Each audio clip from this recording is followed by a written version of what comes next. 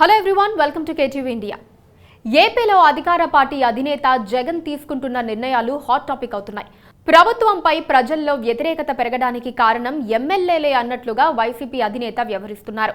వారిని మార్చేస్తే తన గెలుపు సులువు అనుకుంటున్నారు.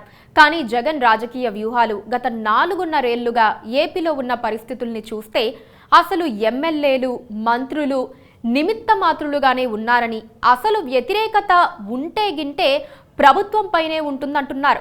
ఈ విషయం తెలిసి కూడా జగన్ ఎమ్మెల్యేలతో ఆటాడుకుంటున్నారా, లేకపోతే అంతా ఎమ్మెల్యేల వల్లే తప్పు జరిగిందని చెప్పాలనుకుంటున్నారా? ఆంధ్రప్రదేశ్లో వైఎస్ జగన్మోహన్ రెడ్డి చాలా వేగంగా బలహీనపడుతున్నారని సర్వేలు వెల్లడిస్తున్నాయి. దిద్దుబాటు కోసమని ఆయన తీసుకుంటున్న చర్యలు పరిస్థితిని సరిదిద్దకపోగా ఆ పార్టీని మరింత గందరగోళంలోకి నెడుతున్నాయని అభిప్రాయం వినిపిస్తోంది. తన పార్టీ ఇంత వేగంగా ప్రజల మద్దతు కోల్పోవడానికి అసలు కారణాలు ఏంటో గుర్తించకుండా ఎమ్మెల్యేలను బలి చేసేందుకు సిద్ధమయ్యారు. ఎమ్మెల్యేలను తప్పిస్తే తాను ఘన విజయం సాధిస్తానని భావిస్తున్నారు. కొన్ని చోట్ల అప్పుడే ప్రత్యామ్నాయ అభ్యర్థులను ప్రకటించారు. ఇంకా చాలా చోట్ల ఇలా చేయబోతున్నట్టు సంకేతాలిస్తున్నారు. కానీ ఈ ద్వితీయ శ్రేణి నాయకత్వం దూరమైతే గ్రామాల్లో కింది స్థాయిలో చేసే నష్టం మామూలుగా ఉండదు. ఈసారి జగన్ను ఓడించబోయేది చంద్రబాబు, పవన్ కళ్యాణ్ కాదు, ఈ ద్వితీయ శ్రేణి రాజకీయ నాయకత్వమే. వీరు చంద్రబాబు, పవన్ కళ్యాణ్లతో చేరిపోయి నష్టం కలిగించవచ్చు, లేక పార్టీలో ఉండే జగన్ ప్రయత్నాలకు గండి కొట్టవచ్చు. ఇది ద్వితీయ శ్రేణి నాయకత్వం పరిస్థితి. నాయకుడికి ప్రజలకు మధ్య చాలా రాజకీయ యంత్రాంగం ఉంటుంది.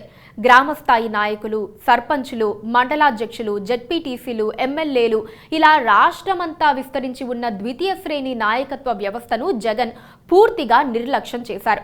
వారికి ప్రభుత్వంలో ఎటువంటి పని, పాత్ర లేకుండా చేశారు. వారంతా జగన్ ప్రభుత్వంపై అసంతృప్తితో ఉన్నారు.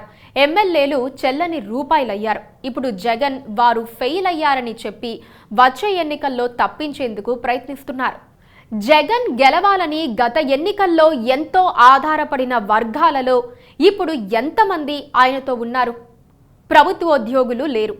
జగన్ మీటలు నొక్కుడు చూసి మధ్యతరగతి, మేధావి వర్గాలు విస్మయానికి లోనవుతున్నాయి. ఈ రాష్ట్రాన్ని ఏ తీరానికి తీసుకెళ్తారోననే ఆందోళనతో మండిపడుతున్నాయి. సామాజిక వర్గాలు కూడా మందటి మాదిరగా ఏకపక్షంగా లేవు.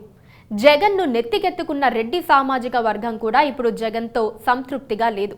రెడ్డి సామాజిక వర్గానికి ప్రభుత్వంలో పదవుల్లో పెద్దపీట వేసినా రెడ్డి సామాజిక వర్గంలో చాలా మంది జగన్ పనితీరు చూసి దూరమయ్యారు. కొందరు ఎమ్మెల్యేలు పార్టీ మారటం, కొందరు రాజీనామా చేయటం ఇందుకు సూచనలు. కాపు సామాజిక వర్గంలో విభజన వచ్చింది. పవన్ కళ్యాణ్ ను వ్యక్తిగతంగా టార్గెట్ చేస్తూ ముఖ్యమంత్రి చేస్తోన్న విమర్శలు కాపు సామాజిక వర్గంలో తీవ్ర అసంతృప్తిని రేకెత్తిస్తున్నాయి. ఇక బీసీ మంత్రం కూడా పనిచేయటం లేదు. బీసీలకు కూడా జగన్ కిరీటం పెట్టింది ఏమీ లేదని ఆ సామాజిక వర్గాలు విమర్శిస్తున్నాయి.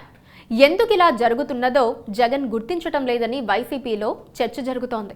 జగన్ పై 5 ఏళ్లలోనే ఎందుకు ఇంతటి విభ్రమ వచ్చింది? ఎందుకంటే కారణం ఆయనే. పనిచేసే సచివాలయం లేదు, మంత్రి మండలి లేదు.